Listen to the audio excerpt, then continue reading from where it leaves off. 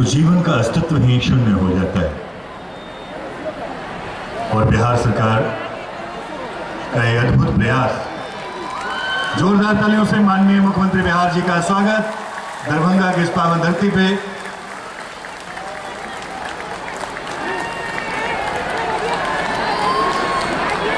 जन जन के हृदय सम्राट, लोकप्रिय यशस्वी मुख्यमंत्री बिहार,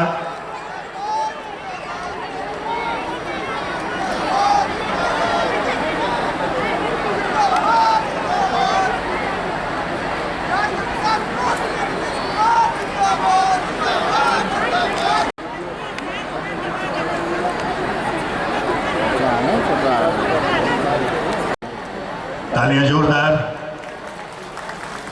पाग और चादर के लिए भी कमिश्नर साहब से आग्रह है कि आप दरभंगा की संस्कृति और दरभंगा का एक पहचान, जोरदार तालियों से स्वागत अभिनंदन।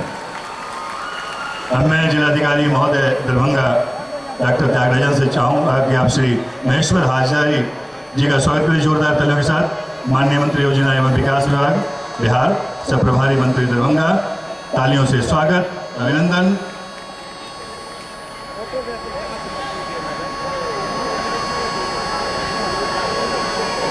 और श्री मदन सहनी जी, माननीय मंत्री खाद्य एवं उपभोक्ता संरक्षण विभाग बिहार, जिलाधिकारी डॉक्टर त्यागराजन SM सर के द्वारा स्वागत अभिनंदन।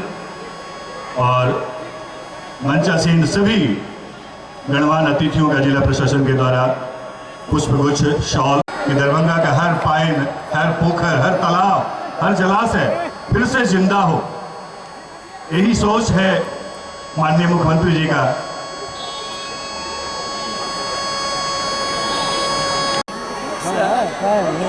बोलिए नहीं। माननीय मुख्यमंत्री जी के कर कमलों से, साथ में माननीय मंत्री योजना एवं विकास विभाग, जोरदार तालियां। श्री महेश्वर हजारी जी, श्री मदन सहनी जी, मुख्य सचिव बिहार श्री दीपक कुमार जी, पुलिस महानिदेशक बिहार श्री गुप्तेश्वर पांडे जी, स्थानीय विधायक श्री सुनील चौधरी जी एवं सभी मंचासीन अतिथियों के कर कमलों से आज इस का शुभ उद्घाटन जल जीवन हरियाली मिशन का संदेश पूरे प्रदेश के लोगों तक पहुंचाने के लिए माननीय मुख्यमंत्री जी अपनी इस यात्रा पर निकल पड़े हैं। और आज आपके पास मंच पे विराजमान माननीय मंत्री श्री महेश्वर हजारी जी एवं श्री मदन सहनी जी का भी मैं स्वागत करता हूँ। माननीय विधायकगण, माननीय विधान पार्षदगण, माननीय जनप्रतिनिधिगण, मुख्य सचिव महोदय, पुलिस महानिदेशक महोदय, ACS महोदय, प्रधान के जागरूकता कार्यक्रम का शुभारंभ किया गया था। जल जीवन हरियाली मिशन, तालियां जोर से आनी चाहिए।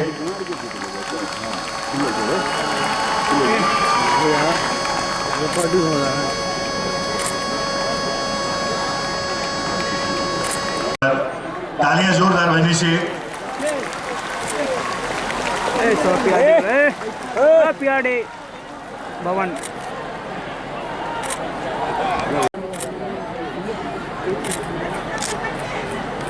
जोरदार तालियां होनी चाहिए।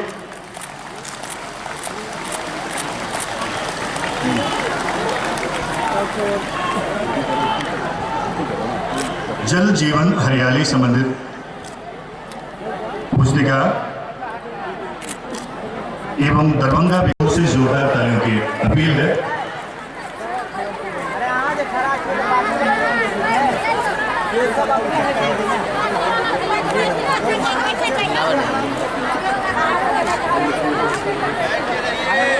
एक जोरदार तालियां दरभंगा के विकास का दर्पण, सरकारी योजनाओं का विवरण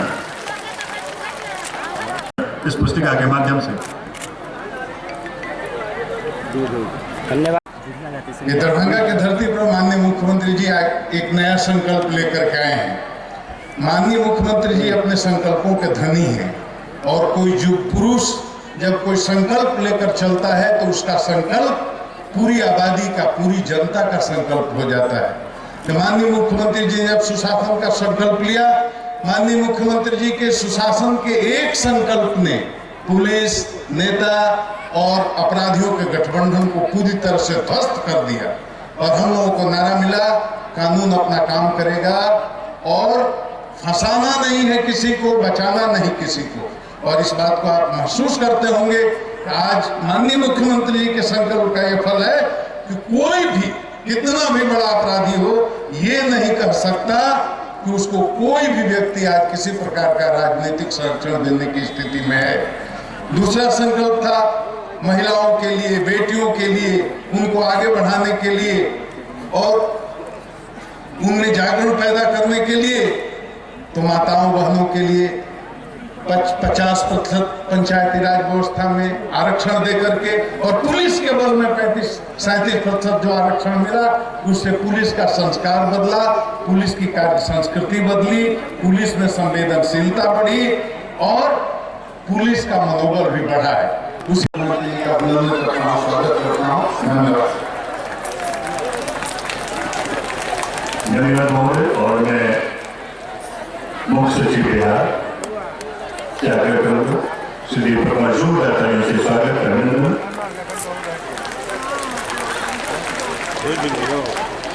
माननीय मुख्यमंत्री जी, माननीय मंत्रीगण, मंच पर उपस्थित सज्जनों, इस सभा में आए हुए देवियों सज्जनों,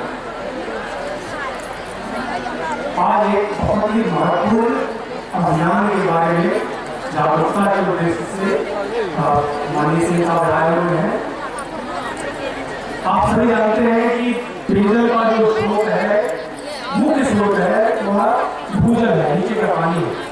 और ये जो नीचे का पानी है, भूजल है, यह सैकड़ों हजारों सालों के बाद बना और यहाँ पानी लिमिटेड नहीं है, असीमित नहीं है। और गंगा में काफी दिनों तक बच्चों से आया है। कभी हमने सोचा नहीं था कि गंगा में ये स्थिति आएगी जब चापाकल में चापाकल सूखेगा। मगर इस बार स्थिति आई, शहरों में, गाँव में चापाकल सूखा क्योंकि भूजल नीचे चला गया। तो भूजल का नीचे जाना अपने आप में बहुत शुभ संकेत है, क्योंकि यहाँ पर ऐसा कर रहा है कि बहुत अनूठी योजना है। इसके कुछ चंद जो मुख्य कंपोनेंट मैं बताऊंगा आपको। एक तो सबसे बड़ा इंपॉर्टेंट काम है, तालाब, जितने भी आहार, तालाब, पाइप, जितने भी इस तरह के पानी रखने वाले जो संरचनाएं हैं, उनको अतिक्रमण से मुक्त करना, चिन्हित करना, उसकी उड़ाही करना, चाहे वो शहर का हो या गांव का हो। और उड़ाही करने के पीछे लक्ष्य रखा गया है कि उसमें जो जल उसकी उड़ाही हो, चारों तरफ वृक्षारोपण भी हो जाए, आने जाने का रास्ता बन जाए और छठ के लिए घाट भी बन जाए।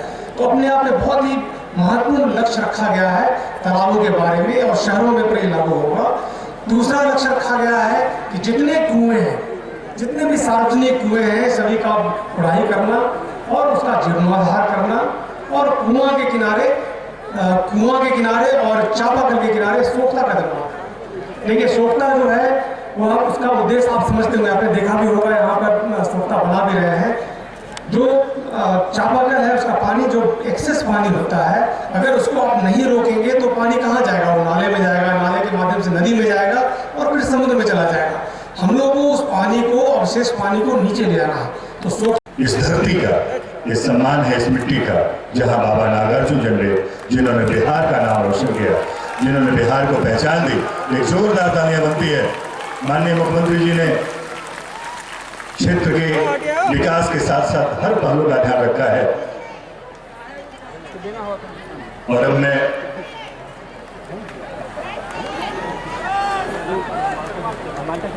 श्री धरती पर विकास पुरुष, परम आदरणीय बिहार के लोकप्रिय मुख्यमंत्री जी का मैं हार्दिक अभिनंदन करता हूं। साथ ही साथ मंच पर मौजूद मंत्रीगण, विधायकगण, विधान पार्षदगण, वरिष्ठ अधिकारीगण, पूर्व विधायकगण, जनप्रतिनिधिगण, सम्मानित नेता, कार्यकर्ता, सभी का स्वागत करता हूं।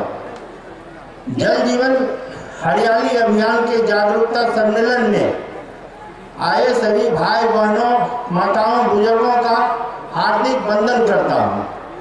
विशेषकर मैं जिला पदाधिकारी, वरीय पुलिस अधीक्षक बेनीपुर के अनबरगा अधिकारी, पुलिस पदाधिकारी एवं जिला प्रशासन के तमाम पदाधिकारियों को धन्यवाद के पात्र हैं, जिन्होंने रात दिन एक करके जल जीवन हरियाली जागरूकता सम्मेलन की तैयारी करवाए हैं। उन तमाम पदाधिकारियों को मैं धन्यवाद देता हूँ। हम सब जानते हैं कि हमारे नेता जब भी जनता के बीच यात्रा पर निकलते हैं तो उनका मकसद बहुत ही बड़ा होता है।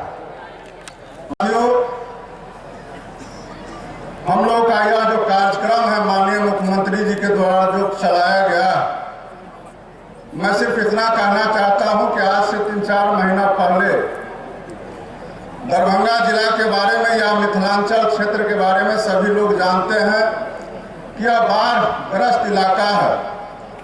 और मात्र 3-4 महीना पहले, चाहे वह नदी हो, नहर हो, तालाब हो, चौर हो या आपका गांव हो, सड़क हो, सभी जगह बाढ़ का पानी भरा हुआ था। लोग परेशान होते हैं महीना 2 महीना पहले, और आज आप किसी भी नदी में जाकर के देख लीजिए, घुटना भर पानी भी कहीं मौजूद नहीं मिलेगा। मात्र 3 महीना पहले जहां सिर्फ पानी ही पानी था, आज वहां पानी नहीं है। और 2 महीना के बाद आप किसी भी नदी में जाएंगे तो वहां एक बूंद पानी नहीं मिलेगा। उसका कारण है कि सभी बरसों से जो भी नदी या नहर तालाब थे सभी भर चुके हैं। और इस लिहाज से यह जो कार्यक्रम है जल जीवन हरियाली, जिसके तहत नदी का उराहीकरण किया जाएगा, तालाबों का उराहीकरण किया जाएगा, जितने भी नहर है उसका उराहीकरण किया जाएगा और सभी जगह पेड़ पौधा लगाया जाएगा, जिससे स्वागत करता हूं। और आदरणीय मुख्यमंत्री ने जो सामाजिक कार्य प्रारंभ किया है, मैं समझता हूं इस देश में लोग जब राजनीति में आते हैं, जब मुख्यमंत्री होते हैं या कोई मंत्री होते हैं तो अपने क्षेत्र का विकास, अपने राज्य का विकास करते हैं, लेकिन सामाजिक लोग बहुत कम लोग हैं जो सामाजिक कार्य करने का काम करते हैं। लेकिन आदरणीय नेता नीतीश कुमार जी ने एक मानव जीवन, मानव समुदाय और जीव जंतु के लिए इस तरह का ऐतिहासिक फैसला लिया, जिससे इनका अनुकरण सिर्फ भारत ही नहीं पूरे विश्व में लोग करने का काम करेगा। क्योंकि जल जीवन हरियाली, जल और हरियाली है तभी जीवन है, मनुष्य है, जीव जंतु है। इसलिए इस अभियान के चलाने के लिए मैं आदरणीय नेता नीतीश कुमार जी को दरभंगा जिला की वासी की ओर से बहुत बहुत धन्यवाद देता हूं, आभार प्रकट करता हूं। और आदरणीय नेता नीतीश कुमार जी के जो इच्छा शक्ति और विजन है, मैं समझता हूं भारत में किसी भी लीडर के पास नहीं है। आज जिस तरह से बिजली के संबंध में हम लोग सपना में नहीं सोचते थे कि आदरणीय मुख्यमंत्री नीतीश कुमार जी हर गांव, हर क्षेत्र में बिजली पहुंचा देने का काम करेगा, लेकिन जब इस गांव में परसों आए थे तो यहाँ के हमारे मुखिया कह रहे थे कि सर 24 घंटा लाइट रहती है, कभी कताल सप्ताह में 1 दिन कटती है। तो हम लोग के सपना लगता था, वो सपना पूरा करने का काम किए।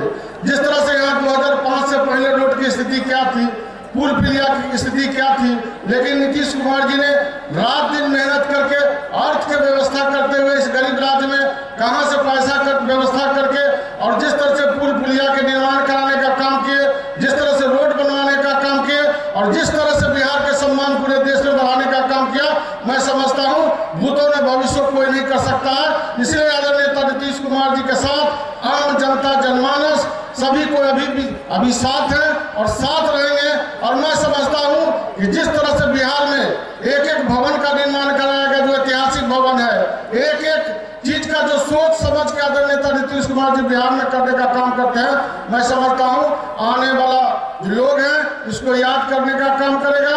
और जिस मैं सबसे पहले जल जीवन हरियाली जागरूकता सम्मेलन के इस कार्यक्रम में आप सब लोगों का, आपकी उपस्थिति के लिए मैं हृदय से आपको धन्यवाद देता हूं और आपका मैं अभिनंदन करता हूं। और महाकवि बाबा नागार्जुन की इस धरती का मैं नमन करता हूं। आज उनकी एक कविता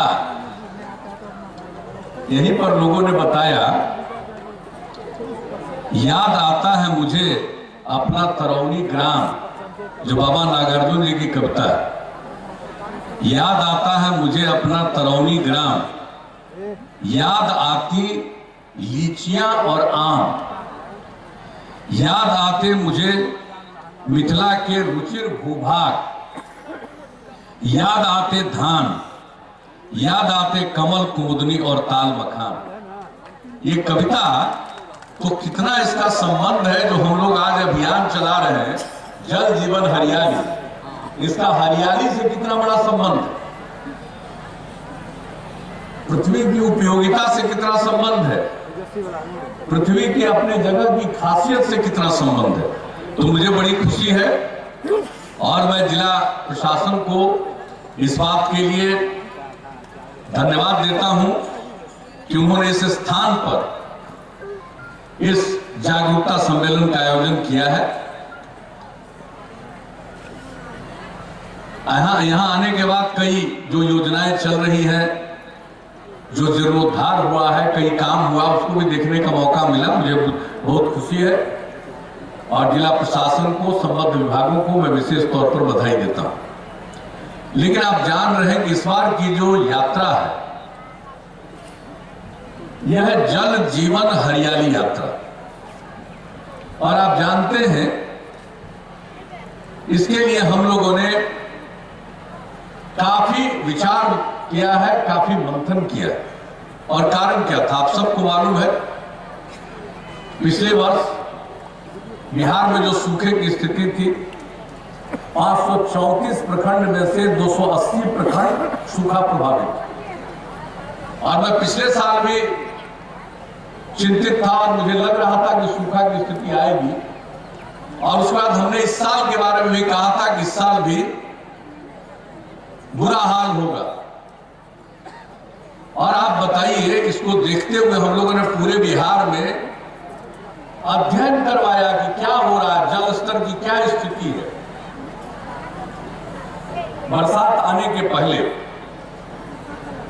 और गर्मी के दिनों में जो आकलन किया सब जगह का पूरे बिहार में, तो गंगा नदी के दक्षिण के इलाके में तो भूजल स्तर में गिरावट आती रही है।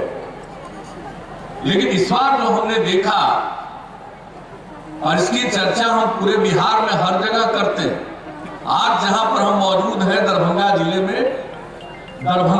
में और मिथिला में कोई सोच नहीं सकता था, लेकिन यहां भी भूजल स्तर में गिरावट आई।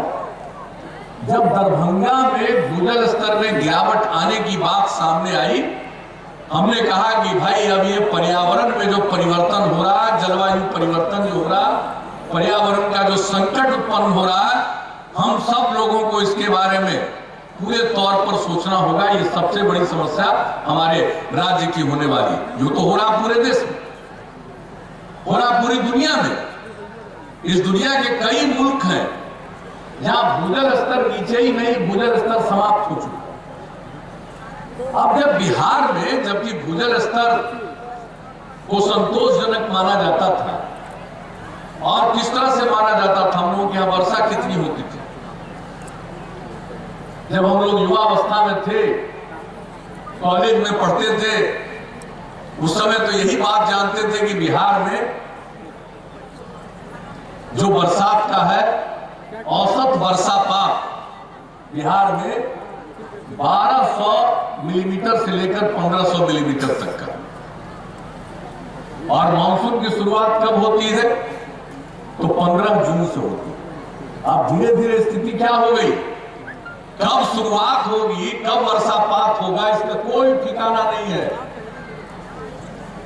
और दूसरी तरफ औसत वर्षापात जो 1200 मिलीमीटर से 1500 मिलीमीटर के बीच में हुआ करता था, पिछले 30 वर्षों का औसत अब 1027 मिलीमीटर हो चुका है। और पिछले 13 वर्षों का औसत बिहार में मात्र 901 मिलीमीटर हो चुका है। अब आप सोच लीजिए इस स्थिति को देखकर तो मेरे मन में जो इस बात के लिए चिंता थी, तो उसके लिए हम सब जगह आकलन करते थे। और इस बार जब भूजल स्तर दरभंगा में भी नीचे गया तो हमने कहा कि अब तत्काल इस बात को ध्यान में रखकर जो जलवायु परिवर्तन हो रहा है उस पर ध्यान देते हुए क्या क्या करना है सोचकर कदम उठाना पड़ेगा। और आप जानते हैं इसके बारे में 13 जुलाई को हमने बिहार विधानसभा, बिहार विधान परिषद के सभी दलों के माननीय सदस्यों की बैठक हुई, उसमें भाग लिया और उसमें इस बात का जिक्र किया, सब लोगों ने अपनी बात कही और वहीं पर अंत में हमने कहा कि बिहार में जल जीवन हरियाली अभियान की आवश्यकता है। और नामकरण देख लीजिए, जल जीवन हरियाली, यानी जीवन के एक तरफ जल और एक तरफ हरियाली, मतलब साफ है। अगर जल और हरियाली है तभी जीवन सुरक्षित है।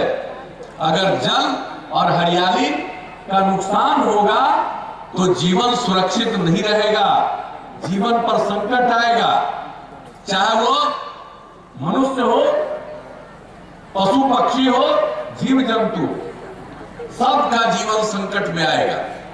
इसलिए हम लोगों ने शुरू कर दिया, जितने भी सार्वजनिक पोखर, तालाब, आहर, पाइन, सब पर अगर कोई अतिक्रमण है तो सारे तालाब, पोखर, आहर, पाइन सबको अतिक्रमण से मुक्त कराना। और उसके बाद जितने भी तालाब हैं, पोखर है, आहर, पाइन, उसका जीर्णोद्धार कराना। और आज तो हम देखने आए, जीर्णोद्धार देखा, हम हर जगह देख रहे हैं, कितना अच्छा लगता है, कितना सुंदर दृश्य उपस्थित होता है। और मिथिला के इलाके में तो पहले से भी काफी तालाब रहा, लेकिन धीरे धीरे यहाँ का तालाब भी खत्म होता जा रहा। अब आप सोच लीजिए, यही कारण है कि भूजल स्तर में गिरावट आने लगी। तो इसलिए हम लोगों का संकल्प है, नंबर 1, जितने भी तालाब है, पोखर है, आहर है, पाइन है, उनको अतिक्रमण से मुक्त कराएंगे, नंबर 1। और उस पर काम शुरू कर दिया। नंबर 2, तालाब, पोखर, आहर, पाइन जितने हैं उनका जीर्णोद्धार कराना। और इसके बाद हमने कहा कि भाई हम तो अब सबको हर घर बिजली भी पहुंचा दिए हैं और अब हर घर नल का जल पहुंचा रहे हैं, और अगले साल जब चुनाव में जाएंगे उसके पहले ये काम कर देंगे, क्योंकि मेरे साथ निश्चय का था। पिछली बार हमने कहा था उस काम को पूरा कर देंगे, ये मेरा कर्तव्य है। लेकिन हर घर नल का जल, आप सबको मालूम है, हर घर में शौचालय का काम, हर घर बिजली तो हर जगह पहुंचा दिया, शौचालय भी लगभग बन गया, हर घर तक पक्की गली और नाली का निर्माण, यह सब काम को कर रहे हैं। और हम बराबर कहते रहे कि अगर खुले में शौच से मुक्ति मिल जाए और पीने के लिए स्वच्छ पानी मिल जाए तो आज जितनी बीमारियां होती हैं 90% बीमारियों से छुटकारा मिल जाएगा। इसलिए मैं खुले में शौच से मुक्ति के लिए शौचालय, और सब लोगों को शौचालय का प्रयोग करना चाहिए। अब बहुत लोग हैं शौचालय बन भी जाए और हमने कह दिया कि भाई एक एक चीज देख लीजिए, और सब लोग देख रहे हैं। अब बहुत जगह शौचालय बन गया तो बहुत लोगों की आदत ही नहीं है शौचालय में शौच करने का, चले जाते हैं बाहर, खास करके मर्द लोग। तो महिलाएं और बच्चों को तो अच्छा लग रहा है, लेकिन कई लोग होते हैं पुरुष लोग, उनको बाहर ही बैठ करके शौच करने की जो आदत है, तो सोचते अंदर हम बैठ के करेंगे तो शौच होगा ही नहीं, बाहर ही जाएंगे। हम उनको सुझाव देंगे, अरे बाहर जाकर के शौच करते हैं उसका बड़ा नुकसान है, और आपको 1 दिन 2 दिन अंदर बैठिएगा तो मान लीजिए कि शौच नहीं, लेकिन 2 दिन के बाद क्या पेट में वो जमा रहेगा? तीसरा दिन तक निकलेगा ही नहीं। इसलिए बाहर शौच में जाने के बजाय आप घर के शौचालय का उपयोग करिए। तो ये सब काम तो हम लोग कर ही रहे हैं। लेकिन एक बात जान लीजिए, पीने के लिए स्वच्छ पानी और नल का जल जो हर घर तक पहुंचा रहे हैं उसका उपयोग करना है पीने के पानी के लिए। लेकिन उसके साथ साथ जो पहले निर्भरता थी तालाब के अलावे कुआं पर, तो धीरे धीरे कुआं खत्म हो गया। तो तीसरा लक्ष्य हमने क्या बनाया है कि जितने सार्वजनिक स्थल पर के कुएं हैं उनका जीर्णोद्धार कराएंगे ताकि लोग कुओं का प्रयोग करेंगे। और हर घर नल का जल भी पहुंचा रहे हैं, लेकिन चापाकल को भी दुरुस्त रखेंगे।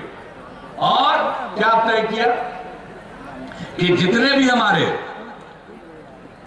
सबका जितना भी हमारा है, चाहे वो चापाकल का हो या कुआं का हो, तो कुआं के बगल में सोख्ता का भी, हमारे मुख्य सचिव इस बात की चर्चा कर रहे हैं, सोख्ता का निर्माण करा रहे हैं ताकि कुआं का उपयोग करिए जल का, और वो जो पानी आपका है बाहर नहीं जाकर के सोख्ता के माध्यम से नीचे जाए, जमीन के नीचे जाए। और इसी तरह से चापाकल का इस्तेमाल करिएगा। आज भी यहाँ के स्कूल में हमने देखा चापाकल के बगल में सोख्ता का निर्माण, तो ये सोख्ता का निर्माण कराना ताकि वो पानी जाए। तो इस तरह से छोटी नदियों, जंगल, पहाड़ी क्षेत्रों, इन सब जगहों पर हम लोग जल संरक्षण हेतु चेक डैम आदि का निर्माण कराएंगे। भले ही इस एरिया संबंधित नहीं हो, बिहार के विभिन्न एरिया से उसका, इलाके से उसका संबंध है। और इसके अलावा नए जल स्रोतों का सृजन, और जितने भी हमारे सरकारी भवन हैं उन सभी सरकारी भवनों पर जो वर्षा का जल होता है उसके छत पर जो पानी आता है वो पानी का हम लोग सीधे ले जा करके करेंगे, उसको कहते हैं रेन वाटर हार्वेस्टिंग, जल संचयन। वो पानी ऐसे ही नहीं बर्बाद हो जाए, वो जो पानी वर्षा का है जो छत पर होता है उसका भी संचयन करें, उसको भी पाइप के सहारे नीचे ले जाकर धरती के नीचे पहुंचाएंगे। इस पर भी काम करना शुरू कर दिया। और जब सब सरकारी भवनों पर ये बन जाएगा तो इसका असर लोगों पर भी पड़ेगा, तो लोग अपने घर के ऊपर भी ये काम करना शुरू करेंगे और हम लोग पूरा का पूरा मदद करेंगे। तो इस तरह से जल संचयन होगा। तो ये जो और तालाब और पोखर, आहर, पाइन, ये सब चेक डैम सबका निर्माण होगा। तो ये जो नीचे का भूजल स्तर है वो भूजल स्तर कायम रहेगा, और इसके लिए सब काम शुरू कर रहे हैं। और यही नहीं, इसके अलावे बड़े पैमाने पर वृक्षारोपण, एक तरफ जल का संरक्षण और दूसरी तरफ वृक्षारोपण यानी हरियाली, एक तरफ जल और दूसरी तरफ हरियाली। तो बड़े पैमाने पर वृक्षारोपण। जब झारखंड अलग हो गया, लोगों को पहले समझ में नहीं आता था। हम लोगों को जब आप लोगों ने काम करने का मौका दिया तो हमने उस समय पता लगाया कि भाई हमारा कुछ हरित आवरण है कितना। जंगल तो बहुत कम है, लेकिन और पेड़ पौधों को मिला करके हरित आवरण कितना है, तो पता चला कि मात्र 9% है। तब हमने हरियाली मिशन की शुरुआत की 12 में और 19 करोड़ पौधे लगवाए। आज हरित आवरण 9% से बढ़कर 15% हो गया, लेकिन इसके आगे भी बढ़ाना है, इसलिए और ज्यादा वृक्षारोपण करना है। 3 साल के अंदर फिर 8 करोड़ से भी ज्यादा वृक्षारोपण करेंगे हम लोग। तो स्थिति खराब, बच्चों की स्थिति खराब, महिलाओं के मांग पर लागू कर दिया 1 अप्रैल 16 से। और अब घर की स्थिति बेहतर हुई। कुछ चंद लोग गड़बड़ करने वाले तो होंगे ही, आप चाहे जितना कर लीजिए, कुछ न कुछ दिमागी तौर पर इस तरह का घचपट सोच वाला है, गड़बड़ करेगा। लेकिन उसको भी संभालने और समझाने की कोशिश करिए, क्योंकि ये महिलाओं की मांग पर हुआ है। इसलिए हम जीविका की दीदियों को कहेंगे कि लोगों पर नजर रखिए। और हम लोगों ने क्या कहा, बहुत गरीब परिवार के लोग जो शराब और ताड़ी पर निर्भर थे, उन सब लोगों को शराबबंदी सतत जीविकोपार्जन योजना लागू किया है कि वो दूसरा काम करें, और जब दूसरा काम करेंगे तो उनकी आमदनी होगी और बेहतर आमदनी होगी। हम हर जगह जा रहे हैं और वैसे परिवार के लोगों को सतत जीविकोपार्जन योजना के अंतर्गत 60,000 से लेकर 1 लाख रुपए तक की मदद और 7 महीने तक शुरुआती दौर में 1,000 रुपया हर महीना यूं ही उनको अनुदान देते हैं। बहुत जगह 10,000 से भी ज्यादा ऐसे परिवारों ने अपना लिया। तो इस काम को भी करते रहिए, कोई गलत काम न करे, और समाज में जो हाशिए पर रहा है उसको मुख्य धारा से जोड़ने के लिए भी योजना। और आप जानते हैं हम लोगों ने पूरे बिहार में आप लोगों ने मौका दिया तो क्या नहीं किया। पहले कौन कल्पना करता था, कानून का राज कायम किया, और ये स्थिति आई है आप जब चाहते हैं तब जहां चाहते हैं वहां जा सकते हैं। सड़क का निर्माण, एक एक काम, स्कूल अस्पताल से लेकर के सारा काम। लेकिन उसके साथ साथ समाज सुधार के लिए शराबबंदी, समाज सुधार के लिए दहेज प्रथा और बाल विवाह के खिलाफ अभियान। अगर बाल विवाह होता है तो महिला की भी मौत जो होती है, गर्भवती महिला की सबसे अधिक मौत होती है जो बाल विवाह की शिकार है उनको। जो बच्चे की मृत्यु होती है सबसे अधिक वो बाल विवाह की शिकार महिला है उनके बच्चे की। और उसके अलावे बिहार में भी वैसे बच्चे बौनेपन के शिकार होते हैं, कई प्रकार की बीमारियां उनको होती है। इसलिए हम लोगों का अभियान है और चलता रहेगा, और आप सबका सहयोग चाहिए। शराबबंदी, नशा मुक्ति के पक्ष में, दहेज प्रथा और बाल विवाह के खिलाफ अभियान चलाने, और उसके साथ आप एक ऐसी चीज है जिस पर सारा जीवन निर्भर होने वाला है, वह है जल जीवन हरियाली अभियान। तो जल जीवन हरियाली अभियान को चलाइए, और इसके बारे में भी हम लोगों ने तय कर दिया। आप मालूम है शराबबंदी और नशा मुक्ति के पक्ष में 21 जनवरी 2017 को मानव श्रृंखला बनी, एक दूसरे का हाथ थाम कर लोग खड़े हुए, दुनिया का रिकॉर्ड बना। 4 करोड़ लोगों ने, बिहार में आप में से भी अनेक लोगों ने उसमें भाग लिया। और उसके बाद 2018 के 21 जनवरी को दहेज प्रथा और बाल विवाह के खिलाफ जो हम लोगों ने मानव श्रृंखला बनवाई, उसकी लंबाई 14,000 किलोमीटर हुई। और अब हम लोगों ने तय किया है अगले महीने 19 जनवरी को रविवार का दिन है, जल जीवन हरियाली अभियान के पक्ष में। और जो दोनों काम पहले किया, शराबबंदी का माहौल, नशा मुक्ति का माहौल, दहेज प्रथा और बाल विवाह के खिलाफ माहौल, उसको भी इससे जोड़ते हुए जल जीवन हरियाली अभियान के लिए मानव श्रृंखला बनाना है। आप सबसे अपील करेंगे, मानव श्रृंखला 19 जनवरी को 11:30 बजे दिन में होगा। उसके पहले इकट्ठा होकर आधा घंटा एक दूसरे का हाथ थाम करके खड़े हो जाए। ये दुनिया को संदेश जाएगा कि बिहार में इतनी गरीबी है, लेकिन इसके बाद लोगों में जागृति कितनी है, जलवायु परिवर्तन को लेकर चिंता कितनी है, जल की रक्षा के लिए, हरियाली को बढ़ाने के लिए किस तरह से लोग एकजुट हैं, इसका असर सब जगह पड़ेगा। सबका ध्यान आप पर जाएगा। ये दुनिया के सबसे धनी आदमी है बिल गेट्स, अमेरिका के रहने वाले, वो बिहार आते रहते हैं, भारत भी आते हैं, दुनिया के कई मुल्कों में मदद करते हैं। यहां भी बहुत काम किया है। अभी आए हुए थे, उनसे चर्चा हो रही थी। हमने जब जल जीवन हरियाली अभियान के बारे में और जो काम हुआ इसके बारे में कहा, वो आश्चर्यचकित हुए, इतने खुश हुए कि यहां से लौट कर दिल्ली गए तो उन्होंने खुद ही कहा कि भाई मुझे तो खुशी हुई, जलवायु परिवर्तन की बात और उस पर चिंता फ्रांस में, अमेरिका में, इंग्लैंड में होता है ज्यादा, हमने देखा भाई बिहार में और पटना में हो रहा। तब आप समझ सकते हैं ये कितनी बड़ी चीज है। दुनिया भर के लोग इसको देखेंगे तो सबको अच्छा लगेगा, और बिहार वासियों के प्रति सबके मन में एक प्रेम का भाव पैदा होगा। पूरे देश में हम लोगों ने जो काम शुरू किया, हर घर बिजली का कनेक्शन, पूरे देश में वो लागू हो रहा। हम लोगों ने तय किया हर घर नल का जल, बिहार में तो अगले साल तक ये काम पूरा हो जाएगा। अब पूरे देश में वो योजना चल रही है।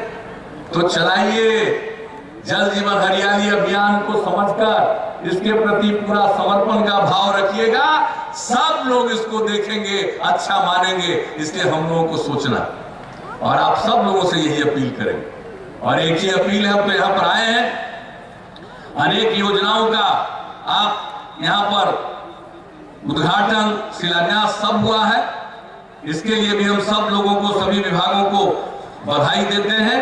और हम आप सब लोगों को एक ही बात कहेंगे कि भाई समाज में प्रेम का भाव, भाईचारे का भाव, आपसी एक दूसरे के प्रति इज्जत का भाव हम सब लोगों को रखना चाहिए।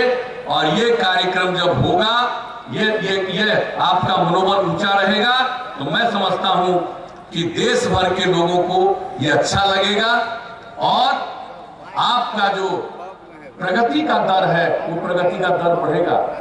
हम लोगों ने बिहार के लिए काम किया, हमारी आबादी बहुत ज्यादा है, हमारा जो दर है प्रजनन दर वो बहुत ज्यादा है, पूरे देश का जो औसत प्रजनन दर है उससे भी ज्यादा है। 1 वर्ग किलोमीटर में जितनी आबादी औसत है देश में, उससे लगभग 3 गुना बिहार में। दुनिया में सबसे ज्यादा आबादी का घनत्व बिहार में है और इस पर भी हम काम कर रहे हैं। और हमने इस पर काम करना शुरू किया तो हमको मालूम हुआ अगर पति पत्नी में पत्नी मैट्रिक पास है तो पूरे देश का, वैसे परिवार का प्रजनन दर 2 है। और बिहार में भी पति पत्नी में अगर पत्नी मैट्रिक पास है तो वहां भी वैसे परिवार का प्रजनन दर 2 है। और अगर पति पत्नी में पत्नी इंटर पास है, 12वीं कक्षा पास है, तो पूरे देश का औसत प्रजनन दर था वैसे परिवारों का 1.7। और हमारे बिहार में पति पत्नी में पत्नी अगर इंटर पास है, 12वीं पास है, तो प्रजनन दर उसका 1.6। ये बात जो मेरे सामने आई, मेरे मन में यूरेका की भावना हुई, हमको लगा यही सबसे बड़ा समाधान है। और तभी हमने तय किया कि अपने बिहार के हर ग्राम पंचायत में उच्च माध्यमिक विद्यालय बनाएंगे ताकि हमारी लड़कियां भी इंटर तक पढ़ ले, 12वीं तक पढ़ ले। और जब वो पढ़ लेगी तभी ये प्रजनन दर नीचे जाएगा, दूसरा कोई उपाय नहीं। इसलिए हम लोग सब ये सब काम कर रहे हैं और एक एक चीज पर काम कर रहे हैं। और जान लीजिए 6000 से ज्यादा उच्च माध्यमिक विद्यालय पंचायत में बन गया। बाकी जितने पंचायत बने हैं अगले वर्ष अप्रैल महीने से वहां भी 9वीं क्लास की पढ़ाई शुरू हो जाएगी। तो एक एक काम हम लोग हर चीज में सोचते, तो सब चीज को सोच करके सब काम। और यहाँ पर मुझे खुशी है 231 करोड़ 73 लाख रुपए की योजनाओं का उद्घाटन हुआ, जिसमें प्रखंड सूचना प्रौद्योगिकी केंद्र बहेड़ी और बिरौल है, बाजार समिति शिवधारा दरभंगा के परिसर का विकास, फिर 469 करोड़ 53 लाख रुपए की योजनाओं का शिलान्यास, औद्योगिक प्रशिक्षण संस्थान बिरौल भवन का निर्माण कार्य, औद्योगिक प्रशिक्षण संस्थान बेनीपुर का भवन निर्माण कार्य, ये सब उसमें शामिल है। और पूरे दरभंगा में आप सोच लीजिए 1000 करोड़ से भी ज्यादा योजनाओं का उद्घाटन और शिलान्यास है। मैं इससे संबंधित सभी विभागों को धन्यवाद देता हूं और सारे विभागों का जिसका शिलान्यास हमसे कराए हैं चीफ सेक्रेटरी साहब, उस पर समय उस काम को पूरा कराइएगा। मेरे हाथ से शिलान्यास करवाए हैं, इसलिए इस बात का ध्यान रखिएगा। ये सब काम तो हो ही रहा है। और यहाँ पर तो सबको मालूम है दरभंगा में तारा मंडल सह विज्ञान संग्रहालय का निर्माण कार्य जारी है। तारा मंडल सह विज्ञान संग्रहालय का काम चल रहा है दरभंगा में। 164 करोड़ रुपए की लागत से वो काम चल रहा है। और पूर्व से संचालित दरभंगा इंजीनियरिंग कॉलेज के भवन का निर्माण कार्य लगभग 40 करोड़ रुपए की लागत से करवाया जा रहा है। ये सब काम हो रहा है। ये सब काम तो करते रहेंगे, विकास का सारा काम, अब सड़क बनेगा नहीं बल्कि उसका रख रखाव भी होता रहेगा, एक एक काम होता रहेगा, उसकी चिंता मत करिएगा। लेकिन जो पर्यावरण का संकट है उसको ध्यान में रखिए, जलवायु परिवर्तन को बचाना है, पर्यावरण के संकट को दूर करना है, जल को बढ़ाना है, हरियाली को बढ़ाना है, ताकि जीवन सुरक्षित रहे। यही हमारा संकल्प है, यही हमारा उद्देश्य है और यही यह अभियान है। और आज इसी के लिए जागरूकता सम्मेलन का आयोजन हुआ है। तो मैं आप सब लोगों को हृदय से धन्यवाद देता हूं और उम्मीद करें ना 19 जनवरी और इतवार को जो हाथ में हाथ थाम करके मानव श्रृंखला बनेगी, पिछले सब रिकॉर्ड को, बिहार का ही नहीं दुनिया के सारे रिकॉर्ड को तोड़ करके आगे बढ़िएगा। तो ये आपका इरादा है ना? हाथ उठा करके बताइए कि सब शामिल होंगे। देखिए सब लोग हाथ उठा लिए।